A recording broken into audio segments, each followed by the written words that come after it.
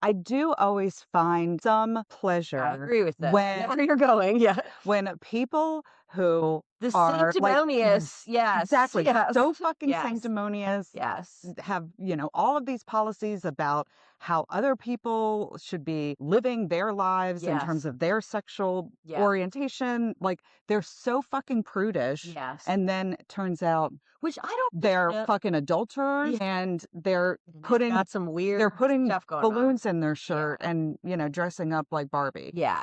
Yeah. And like online. Um,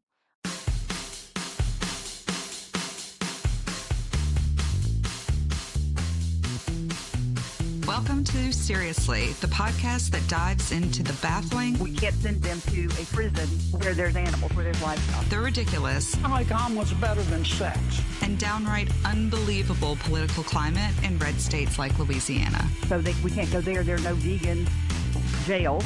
seriously. Seriously. Welcome to Seriously. We're your hosts. I'm Michelle. And I'm Ellie. And boy, do we have a lot of seriously moments that happened this week.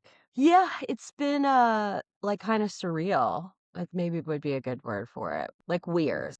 I have a whole litany. Yeah, So do you please want me to start. just go through? Okay. So, Because I still have been like semi checked out. So like I only like it's probably why part of why it seems surreal is I'll hear like bits and pieces of what the fuck is going on in the world, like very late at night when I tune into like some podcast like the Bulwark or something. I'm like, whoa, okay, all right. that happened. Yeah. Yeah. Yeah. Okay. So I don't know a lot of like the in depth just how bizarre a world it is. But I have a pretty good idea.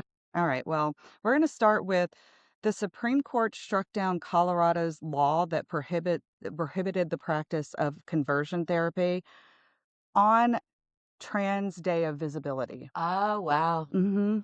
I mean, how out of touch does the court I mean, or maybe Alito knows. maybe? Alito and Thomas know, and they did it on purpose. No, I assume they Unbelievable. just don't care. Yeah, I missed this entirely. You and I were just talking about it. Maybe you should remind folks what. So we talked about this case a while ago, I guess when it was being heard. So that's I guess so last year. So this was the law, the Colorado law. Sorry. Colorado law that prohibited practicing conversion therapy. So basically, it was you could not try to counsel people or do any sort of therapy that discouraged people from identifying, with the sexual orientation or gender identity. Right. And so the issue being was that like unlawful government viewpoint discrimination, like should Yes. it be struck down on the basis of free speech, Right. or was it within the purview of the government out of the public health and safety to regulate the practice of medicine? That's right. So this was an 8-1 opinion. I remember that you thought that oral argument went kind of bad on Yes. I mean, Yeah. it was very clear that Kagan was Right. Yeah. very Yeah. skeptical of this law in oral arguments. So Kagan Sotomayor sided with the majority. The ruling basically says that this law, this prohibition, does discriminate against this licensed practitioner based on the views that she expressed during her talk therapy. Justice Kagan and Sotomayor wrote a concurring opinion that was very short. And what Kagan says is that, like, this is a textbook example of viewpoint discrimination, and that a law that was the mirror image, like a law that would prohibit therapy from affirming someone's sexual orientation or gender identity, would also raise the same First Amendment concerns. Which I get that. I mean, it was always going to be a complicated case because, like, it could be seen very easily to me from either side. If the government is regulating based on the content of speech, it is something that courts are supposed to look at Right. pretty closely. But the nuance, which is pretty big here, is that we're talking about, though, in the context of psychotherapy, like in the context of licensed counseling. So traditionally, the states have been given a lot of leeway to protect and promote public health and safety. Yeah. So it's like my assumption is that they're trying in the concurrence to maybe hem this in so it doesn't seem like it's potentially so far reaching. Because to me, I'm like, what's the limiting principle? You Yeah. know, what about then if counselors are encouraging people to commit suicide? Mhm. Like, what sort of content are you? Can the government say like, no, that goes too far? Like Mhm. that is, we think that there are real like, you know, public health like implications, or that it could harm individuals. Like, where's the limiting principle? And beyond medicine, I mean, I was teasing with you before, like, you know, lawyers' speech is Mhm. regulated, heavily regulated, for the same kinds of reasons that it can be misleading, it can harm people, but people don't like that. Lawyers don't like that.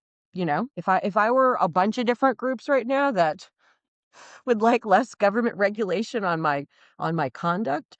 Oh, and that was the other thing, is this conduct or speech, of course. Right. Anyway, Yeah. so 8-1. Yeah. Yeah. So Justice Ketanji Brown Jackson, who is apparently the only justice that's living in the real world, she was the lone dissenter. And then she read her opinion, her dissent from the bench, which is rare. And I love this, her. I know. So fucking fiery. This is a quote from it.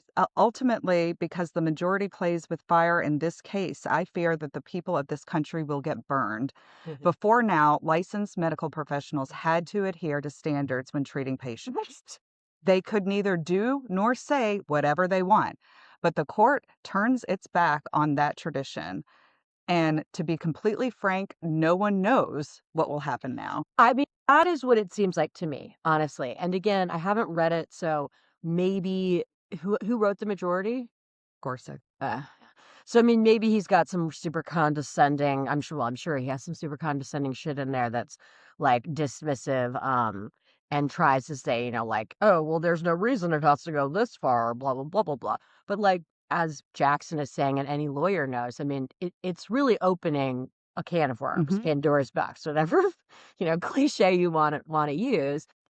It doesn't seem obvious what the limiting principle is. With some of these conservative cases, it does seem like that there is some potential what's good for the goose is good for the gander, though. Yeah. About like what can abortion providers I mean, say, this is a really or good what must point. they say, Exactly. and with gender affirming care, like, I mean, there's a lot of areas of medicine that the states heavily regulate on this exact basis that could easily be viewed as viewpoint discrimination. Yeah, absolutely.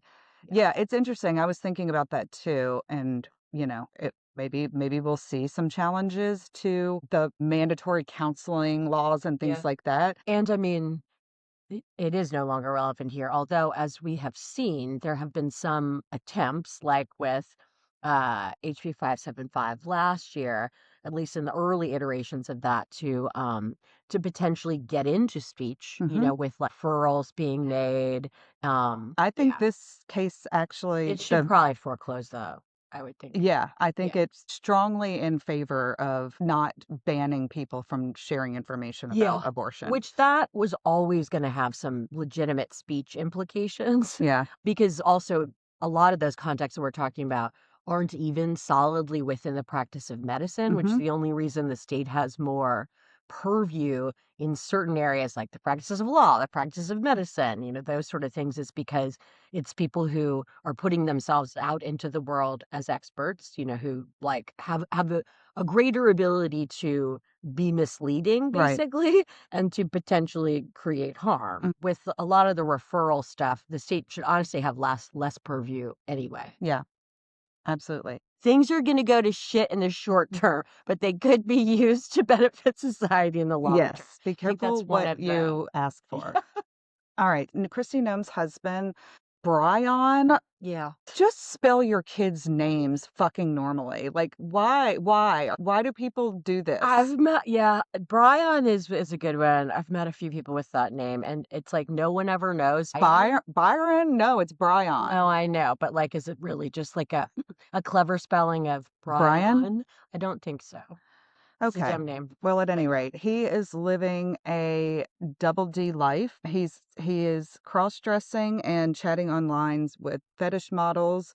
This is a trend that I had not heard of. I learned something new this week. Same. Bimbofication. And obviously, like, no kink shaming. I do sort of hate this story because it doesn't matter to me what people are doing in their own sexual lives. Mm-hmm. I think it just sort of all makes me really sad, you know. Kristi Noem is a horrible person. Mm-hmm. She's a weirdo. You know, she's out strutting around all the time. She's bimbification herself all the Oh, time. big time. But again, that's fine, whatever. And widely known to be having an affair with Corey Lewandowski.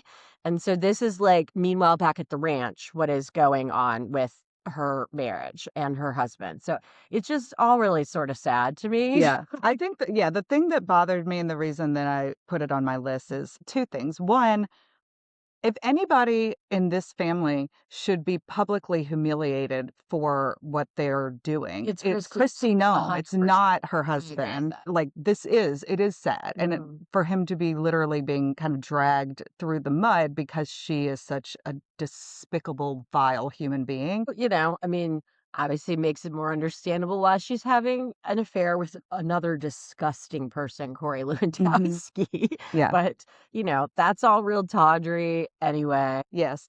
But the other thing is that I do always find some I pleasure agree with this. when Where you're going, yeah. when people who The are sanctimonious, yes. exactly Yes. so fucking Yes. sanctimonious have, all of these policies about how other people should be living their lives in terms Yes. of their sexual Yeah. orientation. Like, they're so fucking prudish. Yes. And then it turns out Which I don't they're get. fucking adulterers. Yes. And they're They've putting got some weird they're putting stuff going on. balloons in their shirt and, dressing up like Barbie. Yeah. Yeah. And like online. I want Brian to get out of that marriage. That's what I want. Yeah.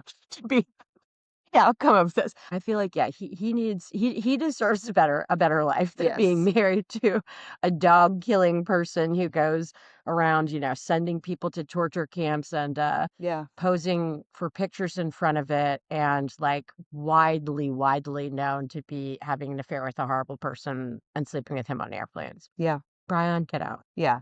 And try to get, your 50% of that $22 million Yeah. contract that I'm I sure think he's Noam is running away with. yeah. Yeah. I think there's plenty of money in all of this. Yeah, it's bizarre. Yeah. I mean, all of the stuff with Kristi Noem was already like, what the fuck is happening? Okay. Well, in other Trump bimbo news, Yes. Pam Bondi was fired this Yeah. week. Thank God. Of course, the only two people fired from his cabinet are women, I'd like to. And I think they are the only women. No.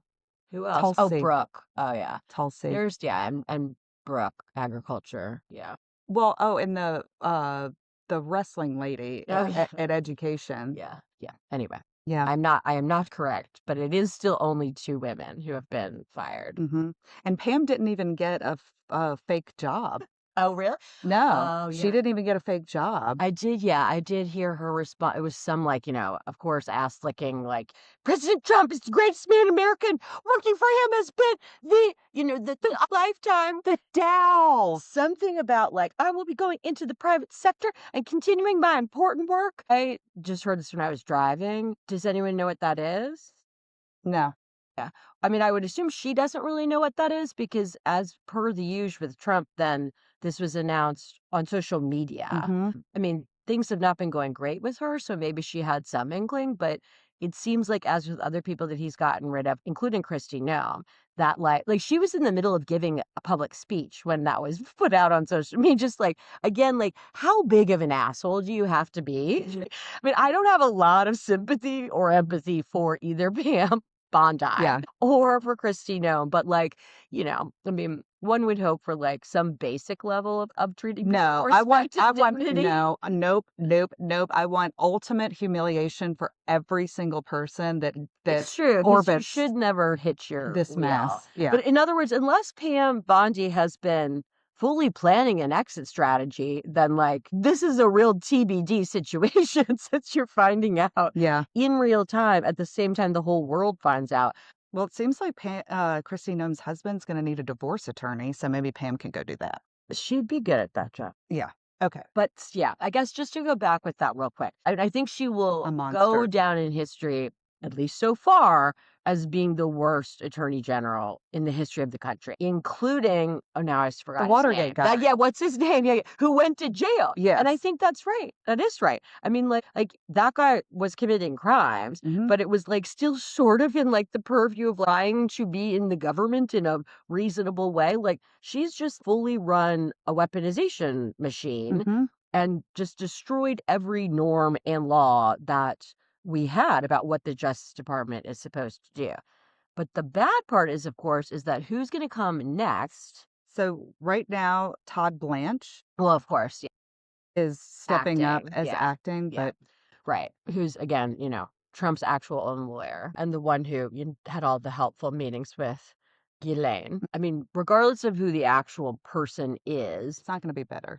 no, and presumably, I mean, there is all the mishandling of the Epstein shit with Pam, but Trump doesn't want that to be handled better. So it's Mhm. not like, even if that's the excuse, he's not going to be interviewing people being like, will you release the file? Or maybe he will be being like, if the answer is yes, then you don't get the job. And then the big thing, of course, that, I mean, presumably why he's getting rid of her is that while she has tried to go after his political enemies, it has not worked. Mhm. I don't Which is really not think it's necessarily her her fault. I fault. don't. It's because they were fucking bullshit charges in the Yes, first it's place. because the justice system has multiple layers to it and it's doing its job. Yeah. So will somebody else be able to be more effective at that? I don't know, but that's his goal. He wants to find somebody who will be more effective Mhm. at prosecuting his illegal prosecution of people. Yeah. So that's not good. Not great. That's All right. Number 4. Lindsey Graham was caught prancing around do you have any clips? Disney. I heard about this, but like I just like, oh, and I was like, oh, what is going on? I don't have a clip, but I do have a Okay. picture of him that I can show you, and we'll put it in the in the YouTube. Oh my Look at him. He's holding his little princess wand. my God. Yeah. Yeah. He looks literally like a little kid, like, Lindsey Graham does not have children. no. Now, he says that he was there with some friends, like, and their families or whatever.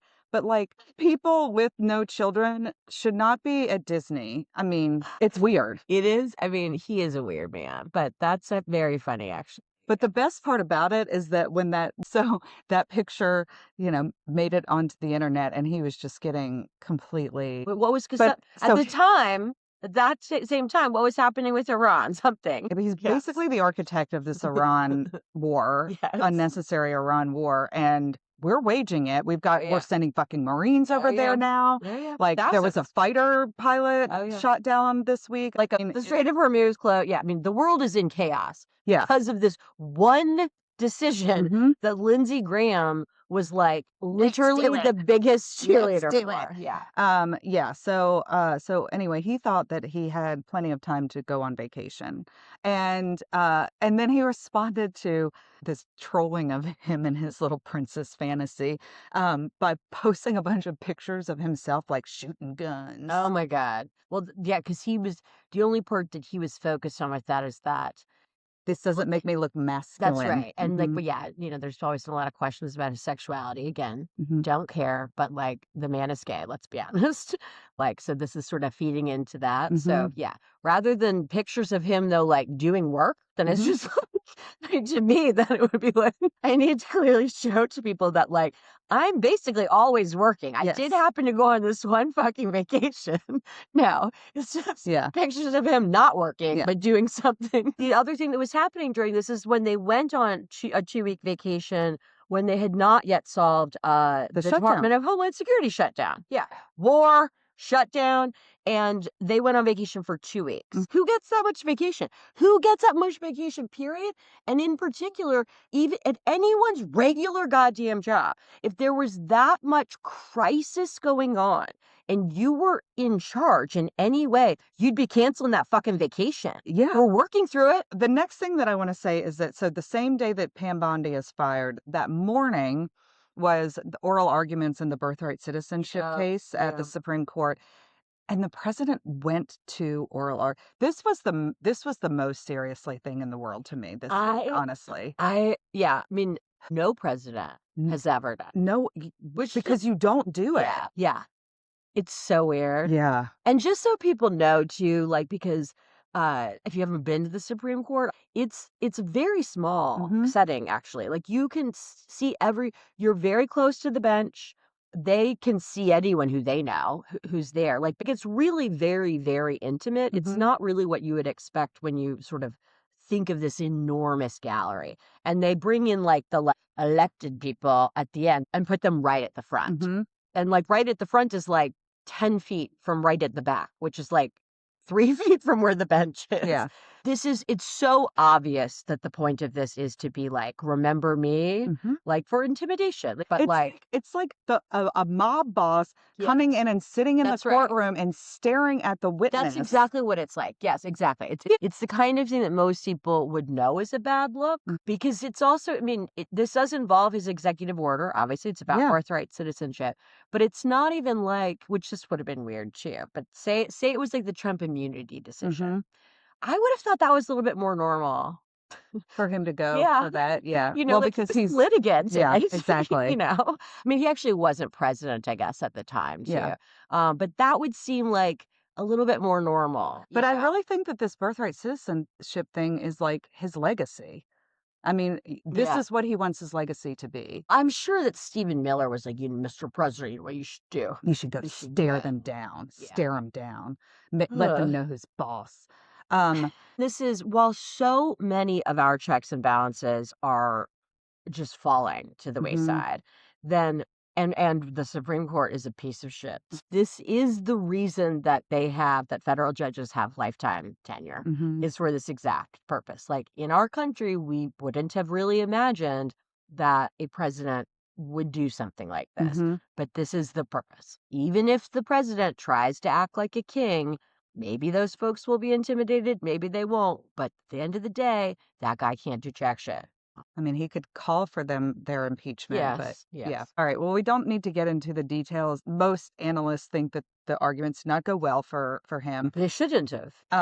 But yeah. I think the only thing that I will say about the arguments is that I don't think anybody in Washington, D.C. does more cocaine than John Sauer, Solicitor General John Sauer, who argued he was just all over the place anyway. And also his voice, oh my I God, know. his voice sounds like he got punched in the throat. And maybe he did because he probably fucking deserved it. Yeah. So do you know what last thing on Trump coming to it? I heard then like that day or the next day something about that. The president came for a short time. And I was like, did he at least in the middle? Who did? No way. He No stormed out. fucking way.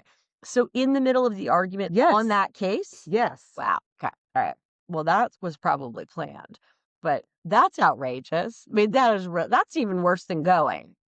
That's really, I mean, to me. Yeah. Wow, that's, I mean, he's in a bitch fight with them, I'm gonna storm out sort of like reality show is, I mean, John Roberts had to have been fucking pissed. I don't think that I'm he kinda did glad- himself any favors. No, I mean, for sure not. But I'm kind of glad it actually hasn't gotten the intended effect of the reality show, drama. Yeah. But that's really outrageous. I think that if I had been sitting in the aisle, like rows behind the president, and he got up to walk, I would have Put your tripped leg him. out. I 100% would have tripped him.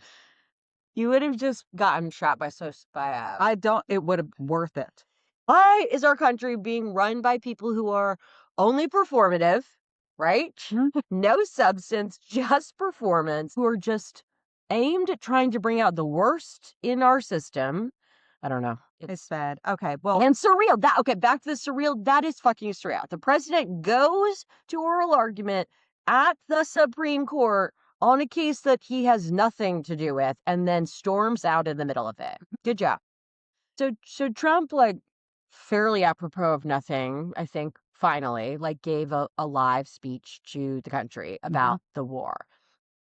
I don't think it was really announced much in advance. I certainly didn't know it was happening. Not that I would have tuned in for it, but I did happen to turn on the TV that night. Not only there was coverage, but they were showing clips of it. It was so fucking bizarre. Like, it was him just reading from a teleprompter. He hasn't even reviewed this speech. Like, that's always how he gets into problems with his ad-libbing with the teleprompter speech, is that, like, he'll read something. Like, there's one part where he's talking about we're going to bomb them into the Stone Ages, but we're in talks and they're going well. Like, it's like he'll read part and then be like, I want to say something else, because he doesn't even realize that, like, this is a complete non sequitur. It's like the worst boss you could ever have if you were writing those sort of speeches. Yeah. Which, if you're writing those speeches, you should be put out to pasture, or you need to have some sort of sanity check. But it's Stephen Miller. It is Stephen Yeah. Miller. So the speech was like monotone. Mhm. It's like whenever Trump does a teleprompter speech, monotone, low energy, very, very low energy, but unhinged, which is a hard thing to be doing both at the same time, right?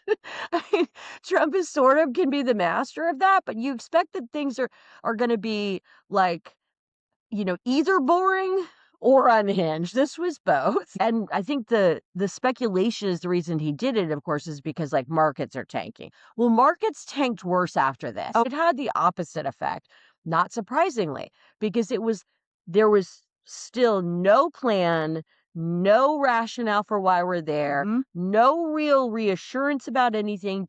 He said, just for simple, that like the Strait of Hormuz, it'll happen naturally. It'll reopen. It'll just naturally happen. Which I've already heard somebody say, but it is spot on COVID. I mean, it is literally like the very tone of his voice. You're like, oh, whoa, I remember this. I remember you being like, this thing is just going to go away. It's just going to go away. It's just like the flu. It'll go away. Yeah. So he says the same thing about the Strait of Hormuz being closed. No, they should just pour bleach in it. Yeah, maybe. And then it'll open. Yeah, maybe. Yeah. We do something. So yeah, but then sort of like pivots to, the way it's naturally going to happen is that it's going to be everybody else's fucking problem. Yep. That the Europeans are going to need to step up, go get that oil, and cherish it. I don't know. Again, the words make no sense, but like the takeaways were still no purpose, really. Right. For sure, no plan. And basically, we're going to cut and run on this pretty soon. We don't give two shits about what's going to happen to the Iranian people. We don't give two shits about what's going to happen to the rest of the world. And in fact, we're solidly saying it's the rest of the world's problem. You guys need to be coming our European allies who haven't backed us up, quote unquote, and solving the crisis that we created for no reason. And also gas prices being too high, that will also just, go away naturally. Yeah, it was extremely disconcerting. Because this is a really serious time. Yeah. Like, this is not just some of the usual Trump shit, just like stuff that's funny. Like, the world is in crisis right now. Yeah. And it could get a lot worse. And the president of the United States stands up and says to the world, I have no plan. I have no goals. One of them might be a war crime or maybe doing nothing. Yeah. One or the other. But what I really care about is making sure that children born of immigrants aren't American citizens. Yeah. The part that makes me worried the most about it is that he does not seem in touch with reality. He's been out of touch with reality in many ways, but he used to at least be pretty attuned to public opinion. But nobody around him is in touch with reality either. Or they won't tell him. Right. So, yeah, I heard Susan Glasser say this yesterday, and I think this is right, that like this is sort of the classic authoritarian who has been isolated from the world and so just fully believes his own bullshit because the only people around him are just like, yes, that is correct, sir. Yes, that is correct. The example she used actually was Putin invading Ukraine. That, they thought that it was going to be done in 3 days. He apparently told his troops the Russian troops when leaving that the only thing they needed to pack was their military dress suits for the parade that would follow in 3 days in Kiev. So like, anybody would have told him if he was listening to people who knew anything with intelligence that was very unlikely to happen. Like, that's how you make catastrophic mistakes, is when you have all the power and the people around you won't tell you anything you don't want to hear. And with Donald Trump now, that he's not listening to any media anymore. Like, he's just watching Fox and just on True Social. It is extremely concerning to me that we have an unhinged king who is not getting any information about what is actually going on in the world. I mean, it's not like he would care that much, but he does historically care about ratings. Mm-hmm. He's a ratings guy, Yeah. Like he doesn't know how bad the ratings are. Yeah. It's really scary. Yeah. He's got a lot of power. Yeah. And just think about from the rest of the world. I mean, we are wreaking absolute havoc on the whole world Mm-hmm. because as somebody who we, as the Americans, democratically elected.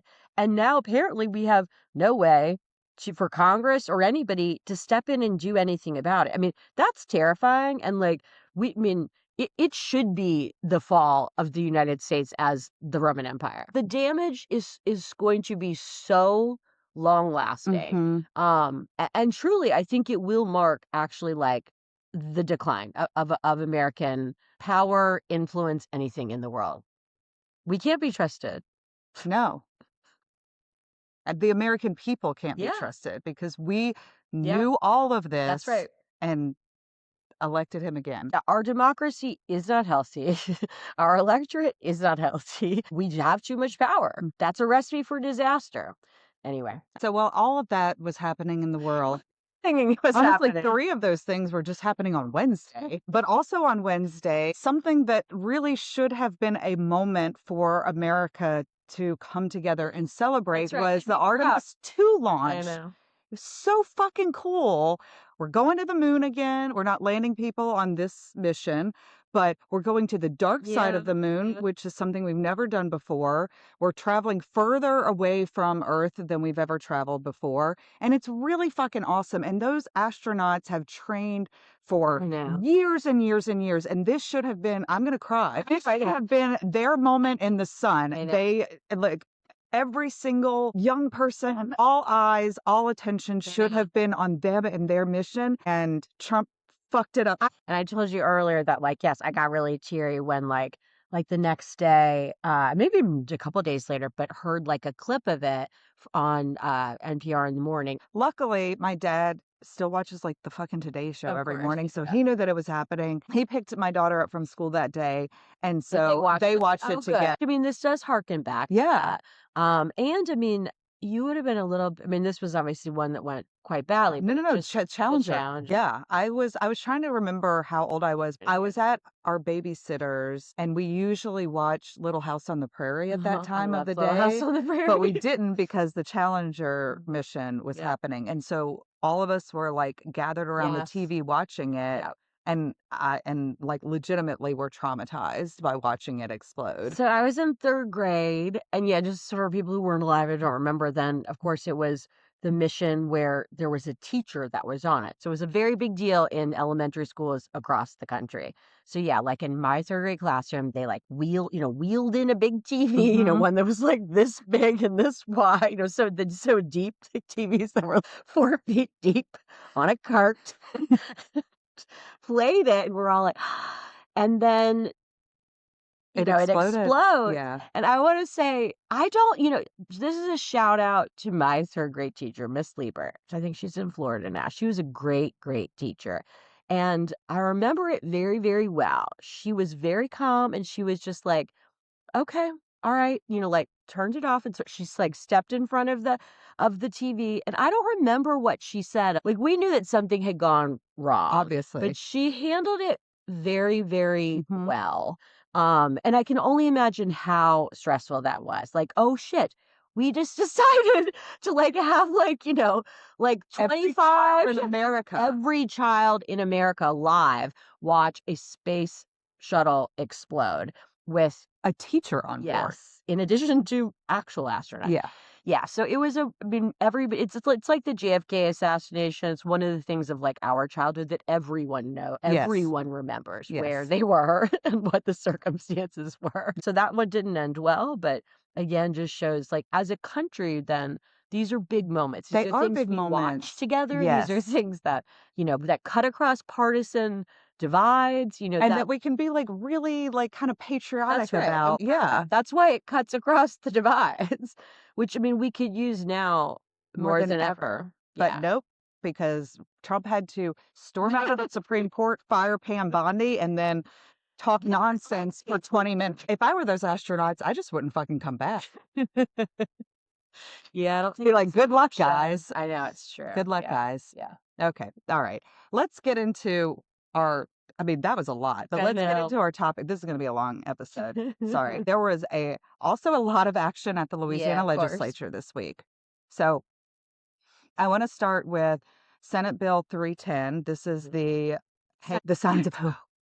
The signs of nope. So it finally did make it to the debate and final passage phase on the Senate floor, and it did pass. There was a little debate. Yeah, there was quite a bit. Yeah.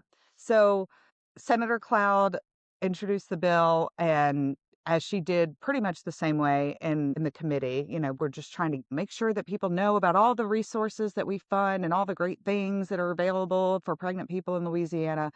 But Senator Duplessis came up and asked her some questions. It's requiring the signage, but it's not just LDH in the bill. There's some language about designated nonprofit organizations. Talk to me about these designated nonprofit organizations and why they're needed. Okay, to get rid of the fiscal note is why they're needed. Nonprofit organizations are people that want to donate to fund the production of the signs. There would be no cost to the state. Those signs have to be approved by the Department of Health. This is a larger version just so that everyone can see. It just says pregnant, help is available for you and your baby. This won't be the website, it'll be the Department of Health and Hospitals. But if you click right now, it's information that is already on the Department of Health and Hospitals. If you go to their website right now, you'll see a pregnancy tab. You click on the pregnancy tab, it'll show you here's how you get your resources. Medicaid, here's how to apply for Medicaid. WIC, here's how to apply for WIC. Was your child born with abnormalities? There are resources that we fund that are available for you. It is just connecting women with resources we already fund and provide. Can we specify in the bill what resources we want to put on the website? They're already there.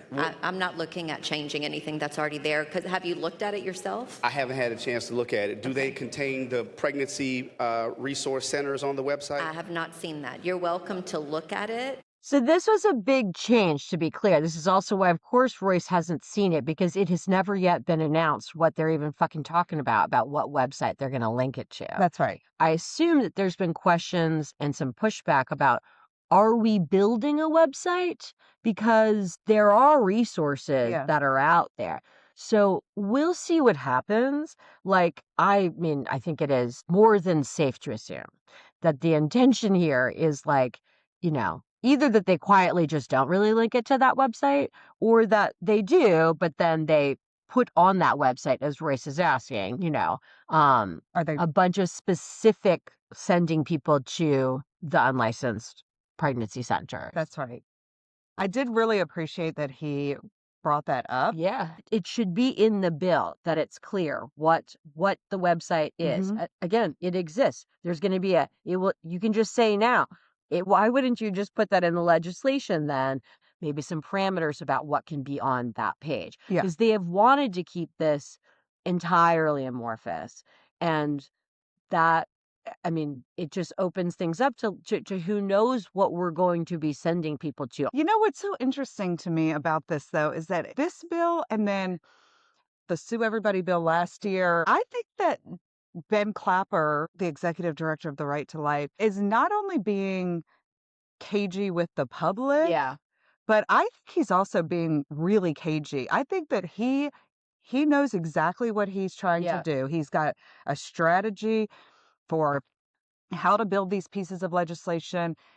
And then he's not being completely honest with the people. Sponsors. Yeah, with the sponsors of the bill. And so they look like fucking idiots because they're like, oh, well, what I'm saying seems completely reasonable, but what his intention is behind it is nefarious, but they're none the wiser. Yeah, it is on these bill sponsors that they are, I think, taking him at face value and not drilling down into any of it. But yes, I'm sure that Senator Cloud, to her credit, has probably gotten a lot of questions before this and was saying to him, well, what is the website?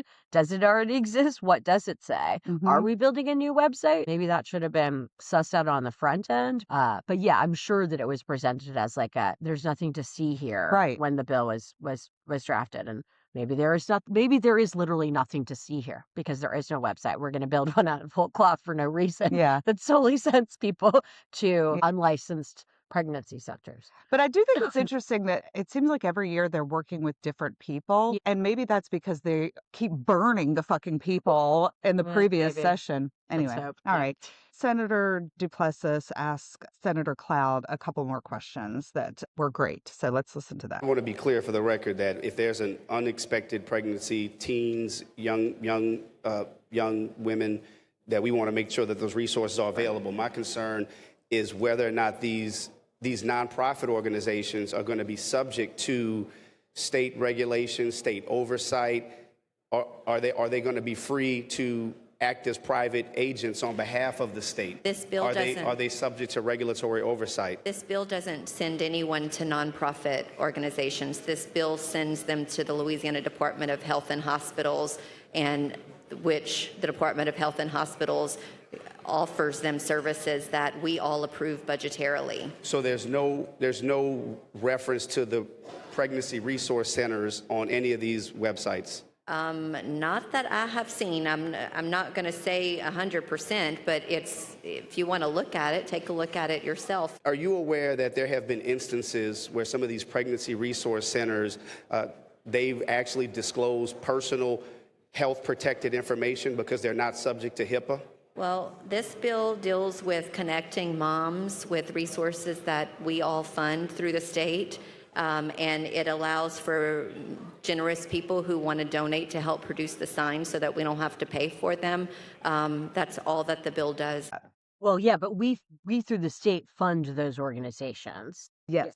I do have to say, I very much appreciate, because in the Senate, they would come to the podium and talk to each other face to face. They do now have two mics, because in previous sessions they had one mic that was squeaky as fuck, and they would have to pass it. It was awful. God. Yeah. Oh my God. Okay. So anyway, so the bill passed. It did pass, but 7 senators voted against it. Yeah. And there was good questioning about it from obviously Senator Duplessis, from Senator Jenkins, from Senator Luneau, that was very informed, and I was very happy that they had learned up on the bill. The reason that it's important to be sending information to the legislators writ large, particularly when things like this are hitting the floor, is because then they are asking their colleagues behind the scenes, what is the deal with this? I'm getting a lot of emails that say X. Is that true? What's going on? I mean, to me, that's the only reason why Senator Cloud is has either asked Ben what the answer to this is, or has realized that she needs to provide an answer to this. And let's talk about House Concurrent Resolution 26, the so-called Baby Olivia resolution. yes.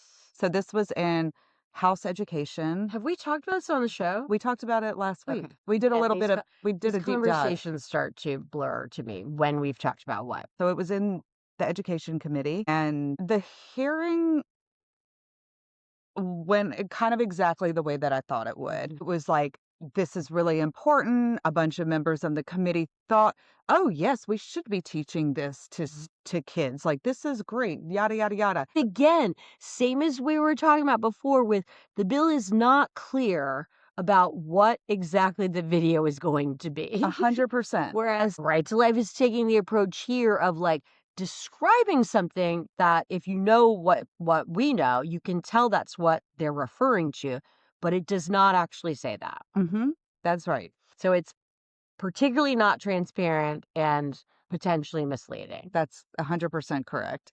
Because on its face, you would read this and think oh yeah, maybe we should show a 3D video to people that shows what fetal development. Right. Yeah. Okay. That doesn't sound objectionable. Not at all. But luckily, I was there to testify. Yes. I explained to the committee that while it wasn't explicit, this was a Baby Olivia bill, and the criteria for what this instruction should include, what Bessie should consider the showing students or including in the curriculum, was almost identical to every other Baby Olivia bill that we've seen in the country, and that video that they want to show kids is medically inaccurate, incredibly inaccurate, misleading, and basically propaganda. 100%. So the only person on the committee that gave a shit about that was Representative Barbara Carpenter. Not Freiberg. Not Freiberg. Jane Carter. Okay. Mhm. Good for Barbara Carpenter. She wanted to amend the bill, the resolution, to also say that Bessie had to include the ability for parents to consent to their children watching this video. Yeah. Not an opt-out, it was an opt-in, Mhm. which I really did appreciate. Yes. That committee approves all kinds of insanity about Mhm. what parents are allowed to object to in terms of what their children's education will be, including, receiving sex education. Well, So, that's the thing that was so insane to me about it, is that this is like, maybe parents want to have these conversations with their kids Yeah, themselves. So, like, correct. let's put some parental control in there. And then every fucking person on that committee, even including Amity, who has these insane parental rights Yeah. bills, voted against that That's goddamn amendment. I'm thinking about, like, again, where you have small children and you or your partner is pregnant and you lose that child. Mm-hmm. Like, you want to be able to figure out how you're going to talk to your kid about it, and not them coming home from school being like just devastated and flipping out that you were 6 months pregnant and this baby is now dead. I mean, in my family, when I was little, then my mom had a stillborn at 7 months. Like, I don't think it would have been helpful to either of my parents if, like, I'd been separately receiving a bunch of information that had no real basis in medical reality about, like, just how much, like, this baby was a real baby and It it could could feel feel. pain, Yeah, exactly. yeah, exactly. Yeah. Like, it could recognize my voice. Exactly. Like, Yeah. would not have been helpful Yeah. to my parents, Yeah. nor me. I have a clip from the hearing where this was after the opposition testimony and the attempt to get the amendment on, and Representative Chenevert is talking about why she thinks this is so important, and then the real motivation is embedded in what she says here. I found a video, I know, for my 4th grade son, 10 years old. He loves babies and family. And so we watched a very appropriate age of a video of a baby in the womb developing, the heartbeat in the arms and legs. So it's fascinating to watch his face understand that development side of things, of how he developed. And so I think it does actually help with the knowledge side of young people to understand. And that's the intent of bringing it to Bessie and letting them have that discussion. Your intent is to put this in the curriculum, the statewide curriculum, ask Bessie to do it. My intent is to bring it to Bessie as they do when they're creating, discussion on standards and how it is presented at the right age. We want to make sure it goes through that process. Right. That's exactly. I'm trying to get it in front of them. We're not doing it for a specific area. We're doing this for the statewide curriculum, the content standards, etc. To expand the knowledge of human development. Yeah, I would like for it to be uniform, one way or the other. Look, and I like to say a little bit like why this matters. I think that presenting a science-based human development visually to young people in the beginning stages, it does place value on humans at an early age. There's a lot of us when it comes to fostering the idea of personhood, fosters the idea of that we may come from all different walks of life. We look different. We have different opinions. But the one thing that really can unite us is our human development, is that we all have developed in the womb. And so I think it adds value to all of us, no matter where we stand on issues, that I think we owe it to ourselves and our humanity to show that development very specifically of when our hearts begin to beat, when our arms are formed, when we feel things, when we hear the voices of our parents. That's fascinating, I know, for my son to understand that. So I think that those are some of the things that it's just valuable. So again, it's putting it for Bessie to have that discussion. The things that she is listing out there do occur at some point. The way that they are represented in this specific video That's right. that she wants to show, that she watched with her son, Yeah. is completely misrepresented. Well, and some of them are unverified or unverifiable. Like, a lot of the part that is intentionally made to seem like this is basically a person, as she's saying, that's just like you. They can understand voices. They can feel pain. There's no scientific basis for that. Yeah. The scientific basis is basically like there's reflexive things that are happening. The other part, though, too, which I hadn't really thought about, which is problematic, Bessie is supposed to set standards for curriculum. Bessie is the board. Individual parishes are supposed to have control over their own curriculum in that parish. That's a big deal in Louisiana. So there's some problems with this on that front. This isn't a standard. They're saying watch high be, yes. definition animated video that shows Right. X, Y, If and it Z. was, a resolution about a standard to Bessie would be there should be a focus on this Human growth and development. correct. Yes, on teaching students that. Perfect. Hi. Anyway, so the bill got out. of Hiding the course. ball, hiding the Mhm. ball as usual. That's Yeah. right. So the next step for this bill is the House floor. So we will have a link to how you can send messages in opposition to this bill to your representatives. One of the important things about the way that they're doing this bill as a resolution that's just Yes. requesting Bessie Yes. is that they are trying to get away from this like state mandate. If they are going to be requesting Bessie do something, then they could also be clear what it request is. Bessie make sure that this is medically accurate or set some standards about what age appropriate means. That's in the parameters of what Bessie is supposed to do. The setting standards part, Right. they're not supposed to be mandating curricula. That's right. So this is doing that. Yeah. If you want to say medically accurate information should be taught in schools that shows human development from, conception to birth, that's a standard. Okay. The same day in the House Health and Welfare Committee was House Bill 288. So we talked about this bill. Also, this is the one that requires that when spontaneous abortion is used in medical documentation, that the term miscarriage be added in parentheses following it. It was amended. So Representative Baralt offered an amendment, and I want to play a little bit of what she said about it. I have questions from Representative Baralt. Thank you, Mr. Chairman. I appreciate this. I obviously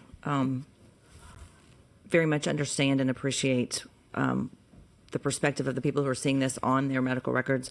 Just a little bit of concern. Obviously, it's not a secret. My husband's an obstetrician, and this is wording that they've used for a long time. I would like to have an amendment, if it's okay, just to change it from shall to may, so that it's an option, but not required, just to not muddle up and confuse for those who maybe are, because from his perspective, he's been doing this for a really long time and obviously exceedingly pro-life, but it would just confuse the issue. So if that would be okay, I would like to do an amendment that changes it from shall to may. So that amendment got on the bill. That's great. I mean, because that is actually a very good solution to this. I mean, presumably people could have done that anyway in their medical records. So all the fake, whatever they call themselves, the American Association of Pro-Life. Half-plug. Yeah.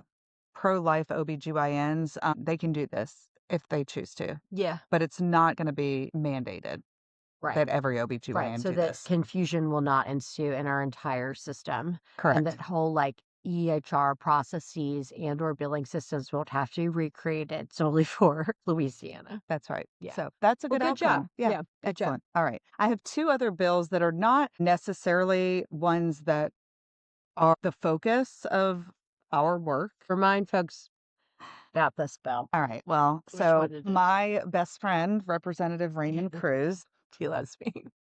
And I love him. and we love each other. That's right. And that's because none of us got enough love in our childhood. Okay.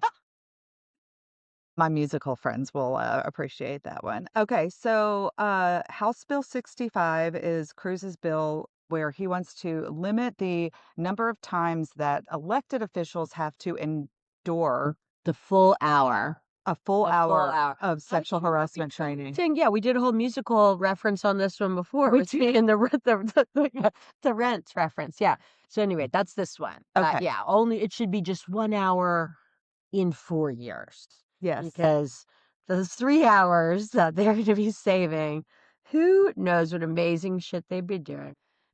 This was just, it was set up to be one for the ages with him coming and giving his rationale for this and people's response. So yeah, I'd love to And see for it. our listeners, just go over to YouTube and watch it because you have to see the smugness on his fucking face. This is how he introduces the bill. This bill, while maybe not easy, is very simple. A lot of times in the legislature, we're tasked with evaluating things, not in principle, but in degree. So I would think we all agree that sexual harassment's a bad thing. But the degree part is how frequently we really need to endure the training. And I say endure just because I did in the Air Force for about 20 years. And unfortunately, I haven't learned much more. What I think is that most people, when enlightened to a behavior that's offensive to another, they respond by discontinuing that behavior. But when you just tell them over and over that, they begin to get a little bit jaded, I guess, about it. Like, wow, like how could you have fucked this up? How could you have fucked this up so badly? He has to endure this. He's had to endure it over 20 years.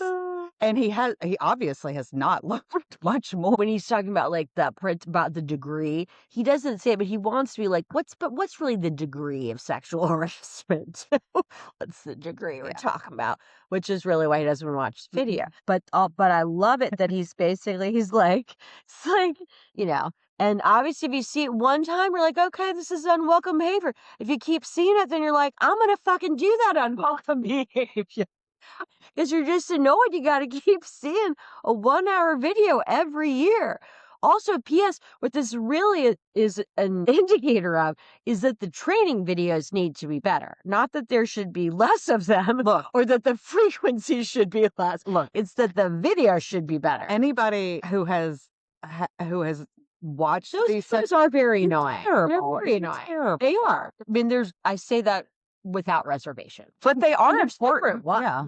So that is true. But this is an advertisement for why the training videos should be better. Not that they should be offered less or required less frequent. I like when he says most people, when you're doing something that people don't like and they bring that to your attention, you stop. But it's like, yeah, but you don't, because you are continuing to be a fucking asshole. So in response to Cruz introducing the bill this way, God bless Representative Boyd, who is on this committee, because if anybody in the legislature has repeatedly brought to Representative Cruz's attention shit that he's doing that she does not fucking appreciate, it is Representative Boyd. So she comes out with the first question on this. I don't know if it's a question or a statement. I think, Representative Cruz, where you may not need it annually, some people need to be reminded what sexual harassment looks like and what it is and what should be done, what should be said, how it's said. So I think you're opening up a horrible can of worms with trying to eliminate this. Not for you, and maybe not for the gentleman on this particular panel, but some people and women need to be reminded what's appropriate for office. You know, I can see your argument there, but I guess you could extend it and say, why don't we do the training every 6 months? So I'm just wondering, is this time period arbitrary or a simple accounting thing? Should we do it with a different frequency? Don't threaten me with a good time. I would like to see it every 6 months. For sure. You know, I have a wife and a daughter, and I'm concerned about that in their work environments. They both work. My daughter is with an airline and sitting by guys almost all the time. So, yeah, I'm concerned about that stuff. But I really don't think every year training is actually benefited. What I think is the most important and what the research suggests is your upbringing, your church, your family, your community, your colleagues. That's the most important. Having this annual training is probably more of just a reminder as, hey, don't do this. But because of the upbringing, Representative Cruz, I don't know what anybody was raised like in here. I wasn't friends with people when I was 5. So I don't know what that household looks like. But I do know that every time I turn around, I'm getting something new on AI. That is constantly changing. And because of that, we need to be reminded of what sexual harassment looks like. And everyone needs to, unfortunately, endure it because not everyone was raised the same. Thank you for proving my point. Again, and I agree with the principle. It's just the degree is every year necessary. His point is like, I guess basically, which of course he's an idiot, so he doesn't understand. Like, basically, some people are a lost cause. Like, if this all goes back to your training and upbringing, then like it don't matter. If we show it to them every day or every year, they never gonna get it, which may be true. Yeah, Trump. I would say Trump is a lost cause. He's always got kind of like some good conditional logic like that. I mean, why every year then? Maybe not every 6 months. Okay, might not every day, you know? But like annually is actually a pretty common standard with many, many things. Like I was looking at some statutes yesterday about people's like, medical skills, how often they have to be validated or verified. Annual is like, it's pretty common. Yeah. Like this is not, it's not arbitrary. Could there be a different one? I love it. What did she say? Don't threaten me with a good time. So good. So ridiculous. Yeah. Yeah. This is just, it's just vintage Cruz. Like everything he says, you're like, this cuts against what you're saying. 100% cuts against what you're saying. So Morgan Lamondre from Star was there to testify against it. I was assuming she would. I don't have the On clip. fire. We'll put it on our social media. But one of the best things that she said was, in the time that Representative Cruz has spent drafting this bill, debating this bill, he could have just attended the fucking sexual harassment training. Back to the what is this 1 hour? What life-saving work, policy, game-changing to our society are you going to get back with that 1 hour? Yep. I would have liked him to talk about that. Yeah. Thank you, Morgan, for bringing out the obvious. And good news, that bill did not get out of committee. Hey. Did not. Wow. It Nice. did not. All right. That's Okay. great. The last one, and this is really outside of my scope of understanding, but I think it's really important for people to understand the dynamics of what's happening with some of these like really fucking off the wall conservative legislators. Yeah. It's not just even like they're not willing to be collegial with their with their colleagues or like work with the other side. It's like the disdain. Yeah, like, we talked about that last year, actually, that is an increasing phenomenon around there. The old working across the aisle and the general sort of like respect that one has, is deteriorating in significant ways. I think just to give folks background, so the bills you're going to talk about, though, are the ones that are aimed at changing the judiciary and the clerk of court systems in Orleans Parish. And basically by eliminating positions. I don't think we've talked about on the show. Again, I forget what we've talked about, but they're bad bills. They're from Jay Morris in the Senate. They're from legislators who are not in Orleans Parish. No. It's eliminating judgeships in Orleans Parish. So there will be fewer judges in the civil court and in the criminal court, and then combining the clerk's offices from the civil court and the criminal court. In terms of eliminating judges, I cannot imagine the basis in reality. I mean, like, the courts here are very busy. They're very overburdened. And they're getting shit from the governor and everybody else all the time about, like, they're not like throwing people in jail fast enough and not keeping people in jail enough and whatever. Like the last thing that you would want is fewer judges. With the civil system, as somebody who litigates there, like it's the last thing that our court system in New Orleans needs is less resources, which the state is always trying to provide very few resources, or less staffing, which is basically what it would be with judges. What they're trying to do is just eliminate power. Like the more judges there are in like a parish, the more then representation you get, like in the Court of Appeals, like the bigger the district is to the Supreme Court. It's a representation and power issue, in my opinion, and I think any lawyer would say. There's no legitimate basis that we need fewer judges in New Orleans. Also, Like, this at is all. not something that Jay Morris, who is a Correct. senator from Monroe, Louisiana, should be fucking worried about at all. If this is a problem, this is a problem for the Orleans delegation. Yes, exactly. Well, so that's why I wanted to bring this up, because the hearing on this bill was insane. And this, just so people know, I mean, these bills are really important. They're a huge, bizarre power grab. Like, this is about, like, the state exercising an enormous amount of control over... to try to diminish the power of Yeah. the biggest state and the biggest city and the most, liberal part of the state. That's right. Yeah. Okay. So it is important. It's in the weeds, but it's important. yes, the clips that I'm going to play are from the hearing on specifically the bill that restructures and deals with the number of judges. So the exchanges between Senator Gary Carter, who is a senator from Orleans Parish, and Senator Jay Morris, who represents Monroe, which for our listeners in Germany, because I know we have a couple of you, Monroe is 4.5 hours That's right. from New Orleans. It is like not even close. That's a Hamburg representative trying to fit to legislate what the court system will be in Munich. That's exactly right. Thank you. Okay, so let's listen to this exchange. Let me ask you, let's say someone is visiting from Monroe and they come into the city of New Orleans for Mardi Gras and they get arrested on Bourbon Street, are they arrested and sent to Monroe, or are they arrested and prosecuted in the city of New Orleans? I think you know the answer to that. I'm hoping They're prosecuted in New Orleans, of course. And they would go to court in New Orleans. They wouldn't go to court in Monroe, right? Correct. And if that same person from Monroe who was visiting New Orleans for Mardi Gras slipped and fell on Bourbon Street, would they be able to bring a lawsuit in Monroe, or would they have to file suit in civil district court in New Orleans where that accident happened? Probably CDC. I mean, you know, the venue things can, if a company does business in Monroe also, maybe there might be a special venue. But generally speaking, yes, where the tort occurred. Who did you visit with before you drafted this legislation? I visited with judges. I visited with the governor's office. I visited with some practitioners.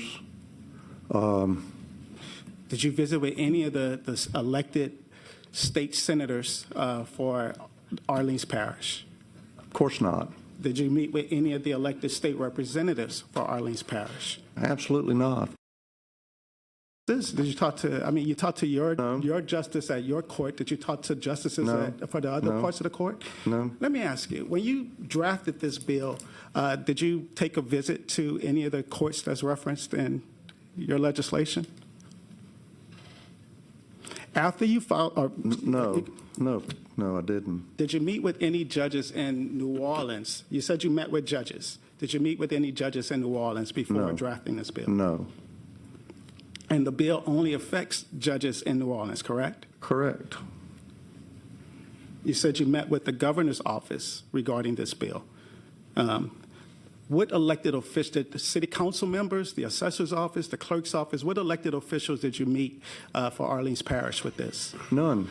All right. And you said practitioners. I practice regularly in Orleans Parish. I know you didn't meet with me as a senator. Did you meet with me as a practitioner to consider the effect on the courts? I already know your position, Senator Carter. I didn't need to meet with you. Then talk to me.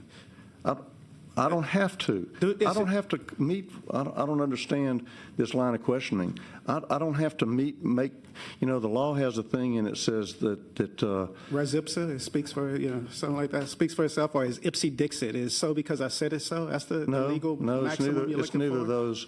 It's been a long time since I went to law school, but I could tell. you don't have to do things that will not accomplish anything, put it that way. So, you know, I didn't go to meet with people that are absolutely going to 100% oppose everything you do. It doesn't matter. It wouldn't have made a difference. Wow. I have That's never shocking. seen anything like that. He's reading the newspaper or something? No, he's looking at a report, but look, but it's not, the words coming out of his mouth are fucking horrifying. Yes. But to watch it, Yeah. he will not look up and make eye contact with Senator Carter. Something. He's He's looking at some report that he's it's got. worse. Remember in Ventrella when she was on her phone? Yes. Now. This is way worse. It's worse. I will take the libel lawsuit.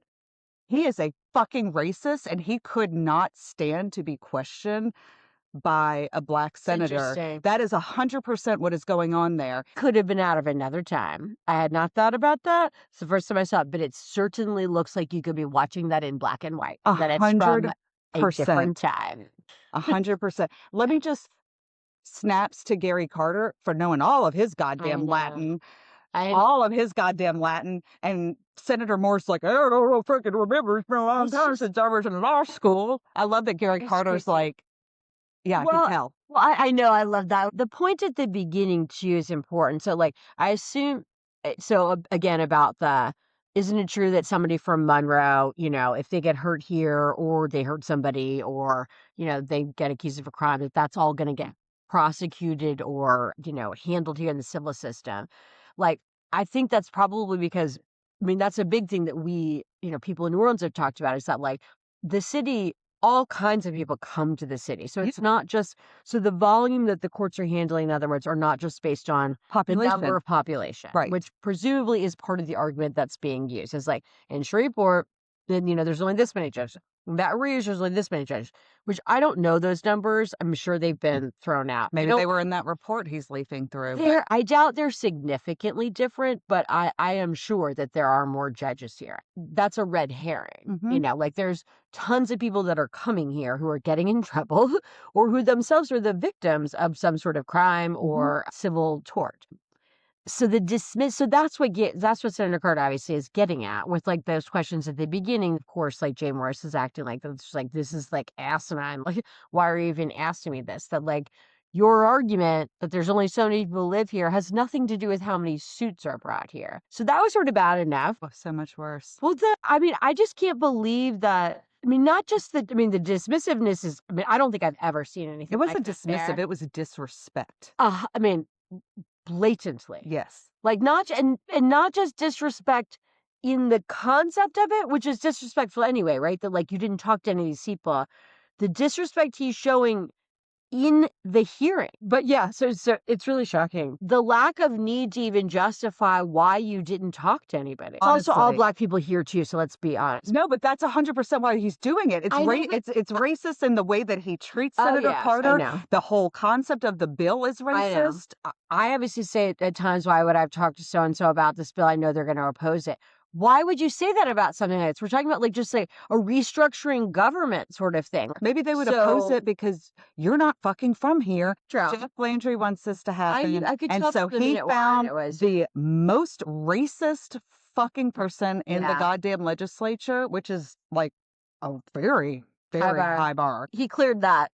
That hearing looked like and sounded like it could have been in 1950, recorded in black. It was like To Kill a Mockingbird shit. My stomach hurt after watching that, like it hurt watching that Zelensky meeting in the White House. Well, I want to say again, Senator Carter is a very good senator, and he has been the whole time he's been there. Just a very smart and good senator, as one can see. And I want to give some real kudos. I mean, I also have been disrespected in situations that are shocking, professional situations, where like, yeah, you have to just like hold the line and continue to be the person who is prosecuting your respectful case. He did that very well, even though you can barely tell that he is like shaken at all, but clearly he is a little bit, as would anyone be when like their own colleague in the Senate of a state is like just blatantly, disrespect is maybe not even the right word. Yeah. So anyway, kudos to Senator Carter for continuing with the reasonable questioning and to put that all on the record, ma'am. That bill did get out of that committee and it's headed to the Senate floor. And people in New Orleans, actually people all over the state, people in fucking Jay Morris's district. Yeah, there's 3 bills. I don't know all the numbers, though. We'll put that in the show notes. We'll put them in the show notes. Because there's 3 different bills that are for this same purpose. But people in Monroe, for real, y'all have to find somebody to fucking run against that guy. Like he's awful. Yeah. Okay. All right. So that's all the fucking bullshit that happened last week. Like 2 hours into this thing.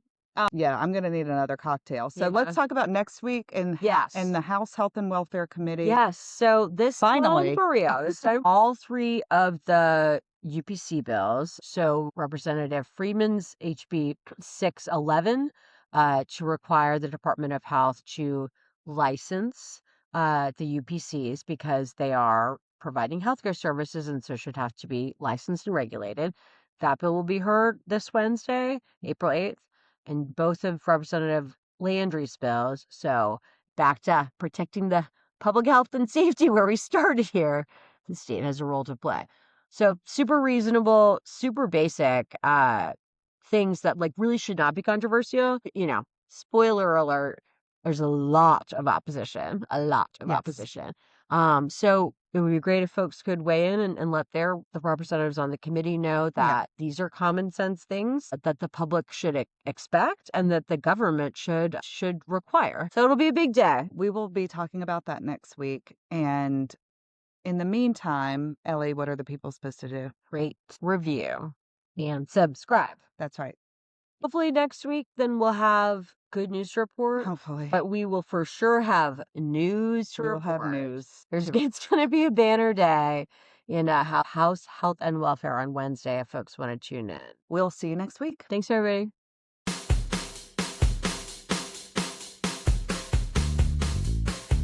Seriously is presented by Lift Louisiana, a nonprofit organization advocating for reproductive health rights and justice.